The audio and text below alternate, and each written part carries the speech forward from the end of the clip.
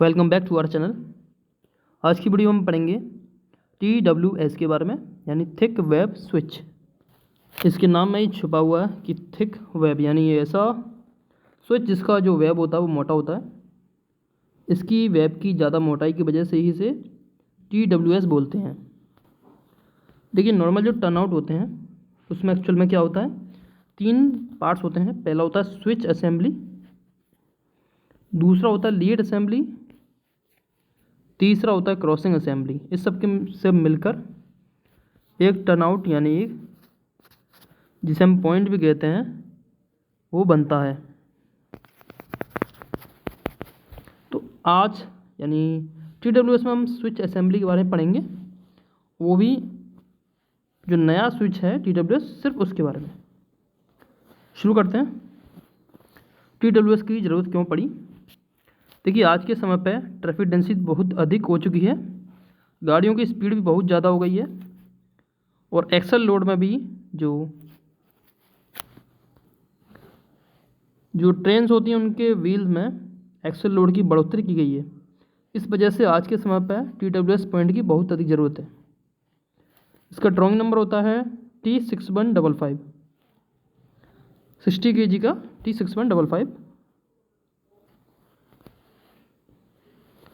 इसके क्या फ़ायदे हैं? जो normal over riding curve switch होता है उससे ये TWS ज़्यादा सुरक्षित है। इसका मेंटेनेंस कम करना होता है। इसकी सर्विस लाइफ पुराने कर्व स्विच से 3 गुना ज़्यादा होती है। स्विच की जो शुरुआत होती है वो देखिए SR जैसे होती है। SR जो यानी कि stock rail joint. Normal over riding curve होते हैं उसमें भी SR जैसे ही शुरुआत होती है।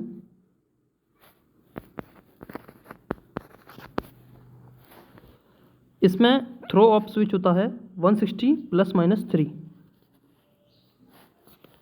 काफ़ी इम्पोर्टेंट है। गेज इसका होता है 1673 mm, और गेज पुराने जो टर्नआउट थे उसमें भी ये रहता है। स्विच में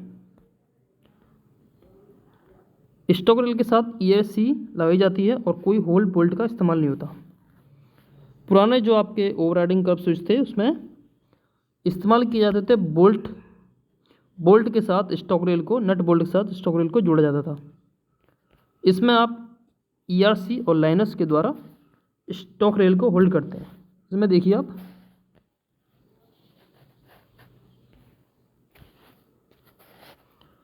यहाँ देख सकते हैं ERC हैं, ये TWS है, ये SSD है, और ये पुराना आपका ओवरराइडिंग कर्व स्विच है।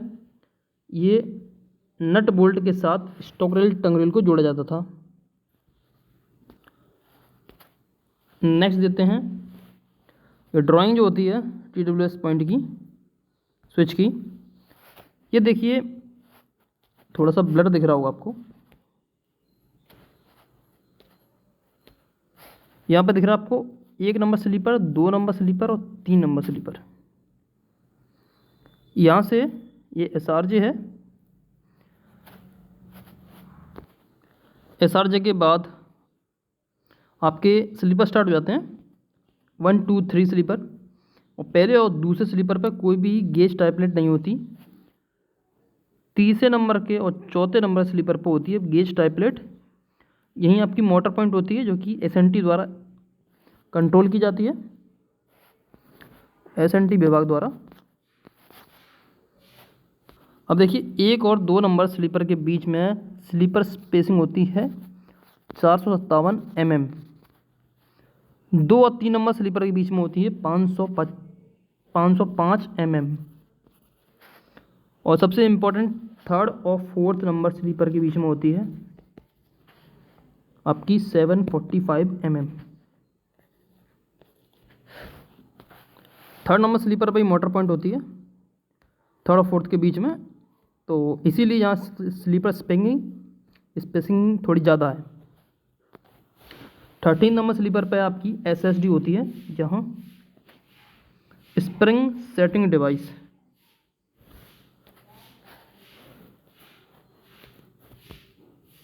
आप देख सकते हैं स्प्रिंग सेटिंग डिवाइस आपका होता है 13वें नंबर स्लीपर पर। अब और डिटेल में एक्सप्लेनेशन के साथ इसके बारे में जानते हैं। देखिए स्लीपर स्पेसिंग 1 और 2 के बीच में होती है 457 mm, 2 और 3 के बीच में होती है 550 mm, 3 और 4 के बीच में होती है 745 mm, 745 mm, 4 और 5 के बीच में होती है 492 mm, 5 और 6 के बीच होती है 550 mm। इसके बाद 20 नंबर स्लीपर तक जो स्लीपर स्पेसिंग है वो सेम रहती है, यानी कि 550 mm ही रहती है। एक और ज़रूरी मेजरमेंट है, देखिए यहाँ पर ATS यहाँ शुरुआत होती है थर्ड स्लीपर पर। ATS से लेकर SSD के बीच की दूरी होती है 5837 mm।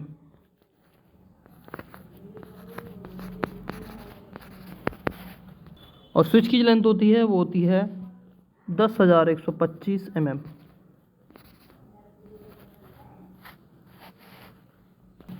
अब इसके बारे में और डिटेल में जानते हैं। देखिए स्विच लेंथ होती है इसकी 10,125 mm। टंग रेल गेज टाइप प्लेट के सेंटर से 32 mm पीछे रहती है। इसके अभी बताते हैं आपको। टंग रेल का वेब 44 mm होता है, इसलिए इसे थिक वेब स्विच बोलते हैं। अब ये पॉइंट जानिए, टंग रेल गेज टाइप प्लेट्स के सेंटर से 32 mm पीछे रहती है। ये देखिए, ये आपकी स्टॉक रेल है, सॉरी टंग रेल है, ये आपकी गेज टाइप प्लेट है, और ये गेज टाइप प्लेट इस सेंटर से, यानी कि जो टंग रेल है वो गेज टाइप प्लेट के सेंटर से 32 mm पीछे रहती है, 32 mm पीछे, बिल्कुल सेंटर में नहीं रहती, याद रखिए 32 mm पीछे। अब देखिए कुछ ड्राइंग नंबर हैं इम्पोर्टेंट। ये स्लीपर नंबर के साथ साथ स्लीपर के ड्राइंग नंबर, स्लीपर की लेंथ, ये slide chair gauge plate, ERC, liners, ये बैजेस और लीफ स्प्रिंग। सबसे पहले देखिए 1 से 20 स्लीपर की डिटेल मैं यहाँ पे देना चाहता हूँ। 1 से लेकर 20 स्लीपर तक क्या क्या होता है। ये ड्राइंग नंबर जो है स्लीपर्स के वो दे रखे हैं 45, 12, 45, 13, इस तरह से बढ़ता जाता है 45, 31 तक। स्लीपर लेंथ है, पहले 2 स्लीपर की होती है 27, 50, तीसरे चौथे नंबर स्लीपर की होती है 3750। इन 2 स्लीपर्स के बीच में ही आपकी मोटर पॉइंट आता है, इस वजह से स्लीपर लंबे होते हैं। बाकी लेकर एक जो 5 नंबर से लेकर 20 स्लीपर तक हैं उनकी लेंथ सेम रहती है 2750 mm। फिर आती है स्लाइड चेयर गेज प्लेट। अब देखिए पुराने जो आपके स्विच होता था उसमें तो आपके नट बोल्ट से जुड़े रहते थे, इसमें ERC होता है, ERC के नीचे रहती है gauge type plate. Slide chair gauge plate आपकी शुरू हो जाती है 3 नंबर स्लीपर और 4 नंबर स्लीपर से। ये एलिवेटेड स्लाइड चेयर प्लेट होती हैं, यानी कि जो नॉर्मल स्विच था उससे उठी हुई रहती हैं। और गेज टाइप प्लेट को स्लाइड चेयर गेज प्लेट को ERC से कनेक्ट किया जाता है, जोड़ा जाता है, और बैजेस और लीफ स्प्रिंग के साथ। अब बैजेस और लीफ स्प्रिंग क्या होता है मैं आपको एक बार पहले बताता हूँ। ये लीफ स्प्रिंग है, ये आपके बैजेस हैं, ये आपके इस चेयर प्लेट के अंदर एंटर की जाती है हैमर से ठोक के। उसके बाद ये स्टॉक रेल को रोक के रखती है। अब ये देखिए सबका ड्राइंग नंबर उपलब्ध है। ये 3 नंबर स्लीपर जो है यहाँ पर होती है आपकी स्लाइड चेयर गेज प्लेट 6156, यानी 6156 की 2 होती हैं, जोड़ के पूरी एक टाइप प्लेट बन जाती है। और इसके बाद जो 4th नंबर स्लीपर उस पर आती है 6166। याद रखिए ये गेज टाइप प्लेट का ड्राइंग नंबर है, ना कि इसकी लेंथ है। और 4 नंबर स्लीपर से लेकर 20 नंबर स्लीपर तक 6166 प्लेट इस्तेमाल होती है। याद रखिए सबसे ज़्यादा जो गेज प्लेट होती है स्लाइड शेयर गेज प्लेट वो सबसे ज़्यादा इसी नंबर की होती है 6166 की। उसके बाद आती है ERC का जो ड्राइंग नंबर है वो है 3701।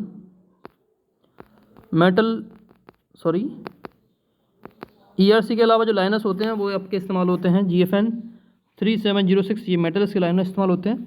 वेजिस का जो ड्राइंग नंबर है वो है T6305, 20 नंबर स्लीपर तक यही इस्तेमाल होती है। लीफ स्प्रिंग इस्तेमाल होती है 6310 की, ये इसका ड्राइंग नंबर है। अब देखिए 20 नंबर स्लीपर के बाद आता है आपका 21 नंबर स्लीपर, 21, 22, 23। अब 21 नंबर स्लीपर पे आपका राइट साइड में जो आपकी स्लाइड शेयर प्लेट इस्तेमाल होती है,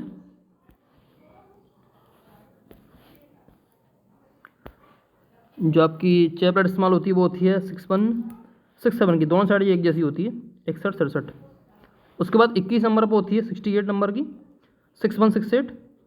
22 पे होती है आपकी 21 तो हो गया, 23 नंबर पर होती है 6169।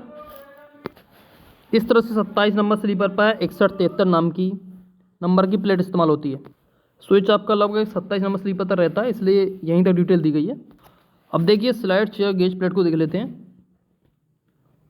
सबसे पहले 6166 जो नंबर है उसकी है ये प्लेट, ये ऐसी होती है।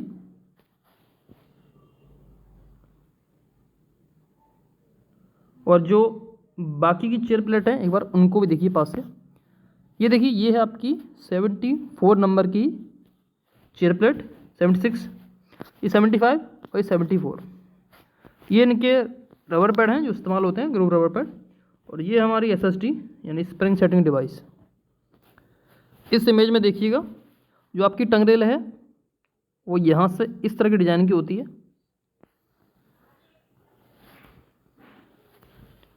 यानी ये थोड़ी एलिवेटेड टंग रेल होती है, यहाँ से पूरी नीचे होती है, यहाँ से उठी हुई होती है।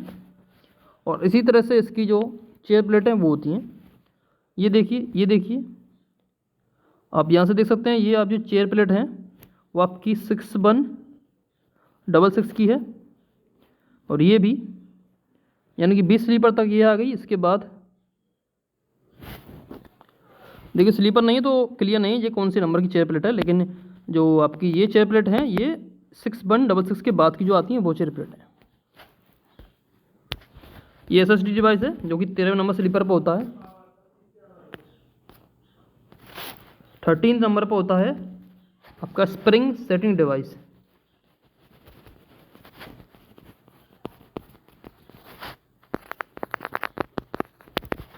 इसका एक बार देख लीजिए डिजाइन कैसी होती है। ये देखिए अंदर से इस तरह से होता है, ये टंग रेल से कनेक्ट होता है, ये इस तरफ की टंग रेल से कनेक्ट होता है। टंग रेल को चलाने में इस्तेमाल इसका किया जाता है। यहाँ देख सकते हैं ये है आपकी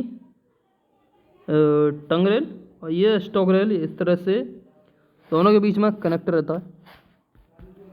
और जानते हैं इसके बारे में किस तरह से। ये आपकी TWS पॉइंट की फिटिंग्स, ये है लीफ स्प्रिंग, ये है वेजेस। अब यहाँ सारी चीज़ें रखी हैं। ये चेयर प्लेट है, ये लीफ स्प्रिंग है, ये वेजेस हैं, इलास्टिक यानी रेल क्लिप ERC है, GFN लाइनर, रबर पैड और एक रेल का पीस लिया एग्जांपल के लिए किस तरह से ये सेट होती है। सबसे पहला स्टेप होता है कि पुरानी जो स्टॉक रेल है और टंग रेल है उन्हें निकालते हैं, उसकी जगह पर रबर पैड लगा के इन जो चेयर प्लेट है इन्हें सेट करते हैं। और देखिए जो होल जो हैं इन होल में स्क्रू पिन लगती है। और सबसे पहला स्टेप होता है स्क्रू पिन टाइट करने के बाद लाइनर लगाना, रबर पैड लगाना। रबर पैड सेट करने के बाद जो हम स्टॉक रेल हैं और टंग रेल उन्हें सेट करते हैं अच्छी तरह से। यहाँ आती है स्टॉक रेल और ऊपर आती है टंग रेल। जैसे ही हमारी स्टॉक रेल टंग रेल सेट हो जाएगी, आगे हम लाइनर रखेंगे, लाइनर फिक्स कर दिए। उसके बाद आता है step fixing of leaf spring. It goes above the flange of stock rail. ये यहाँ से होल होता है, जगह बनी होती है लीफ स्प्रिंग को अंदर जाने के लिए। यहाँ रखे हैमर से इसे एंट्री देते हैं और ये काम टेक्नीशियन का होता है, जो लोहार टेक्नीशियन होते हैं उनका। और ये अंदर जाने के बाद अगला स्टेप होता है आपका वेजिस का। और देखिए एक और बात, ये जो आपकी लीफ स्प्रिंग है वो जस्ट स्टॉक रेल के ऊपर आती है ताकि स्टॉक रेल को रोक के रख सके। अगला स्टेप होता है वेजिस को फिक्स करने का।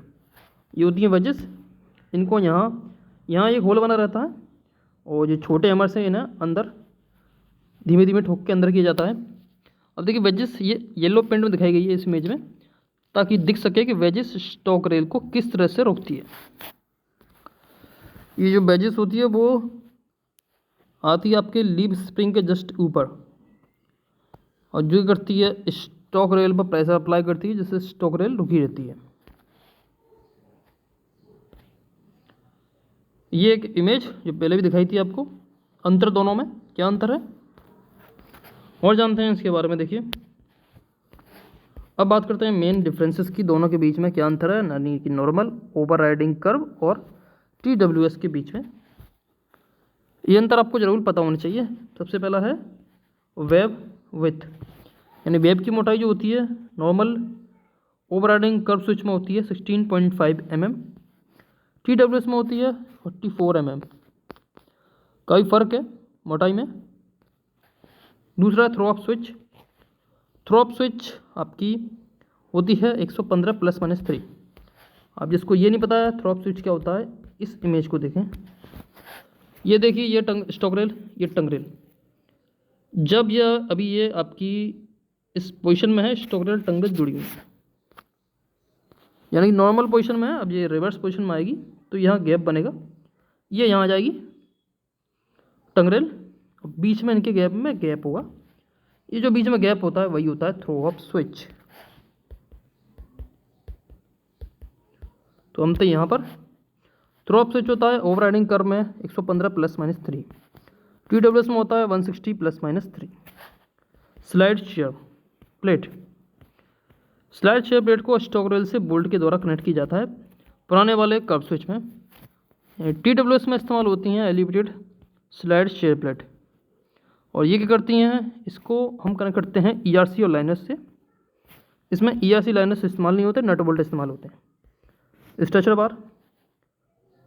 ओवरराइडिंग कर्व में कर्व स्विच में 4 स्ट्रेचर बार का इस्तेमाल होता था, इसमें कोई भी स्ट्रेचर बार इस्तेमाल नहीं होता। SSD यानी कि spring setting device. Spring setting device आपका ओवरराइडिंग कर्व स्विच में तो होते ही नहीं थे और TWS में होते हैं 13वें नंबर स्लीपर पर। अब यहाँ देखिएगा सर्विस लाइफ होती है 300 GMT पुराने वाले की, TWS की है 800 GMT, लगभग 3 गुनी सी है। टंग रेल की लेंथ थी पुराने वाले में 12,356 और इसमें टंग रेल हो गई आपकी 12,480 mm की। JOS से ATS की लंबाई, JOS यानी जंक्शन ऑफ हेड, 5836 mm है और TWS में 5837 mm है, जिसमें कुछ ज़्यादा फर्क नहीं है। अब इसके हील ब्लॉक्स के बारे में और थोड़ी जानकारी लेते हैं। ये देखिए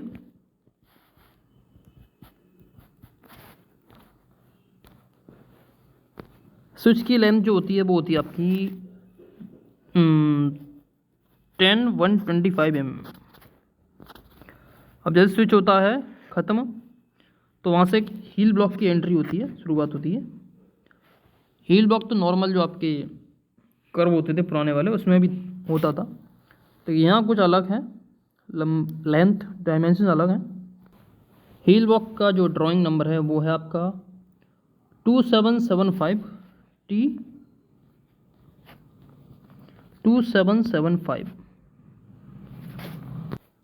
हील ब्लॉक से 1200 mm आगे मिलता है एक डिस्टेंस ब्लॉक, जिसका ड्राइंग नंबर होता है T2762।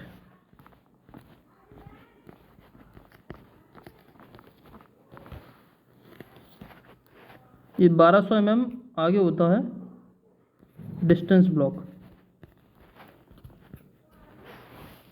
अब इसके बाद जो होता है एक आपका, इसके बाद 1705 mm की दूरी पे एक और डिस्टेंस ब्लॉक होता है जिसका ड्राइंग नंबर है T4359।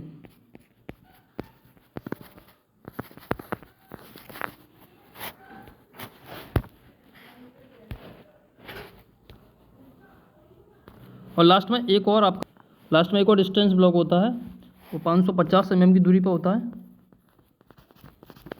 ये सारी जो लेंथ है वो इस तरफ है स्विच से, और इसका ड्राइंग नंबर होता है 4360। दोनों तरफ ये एक जैसा ही होता है। ये जानकारी और थी, तो उम्मीद करता हूँ कि आपको हमारा वीडियो पसंद आया होगा। सारी डिटेल मैंने आपको बताई है, पर भी अगर ऐसा लगता है कुछ मेरे से अधूरा रह गया तो आप कमेंट कर सकते हैं। Thank you for watching.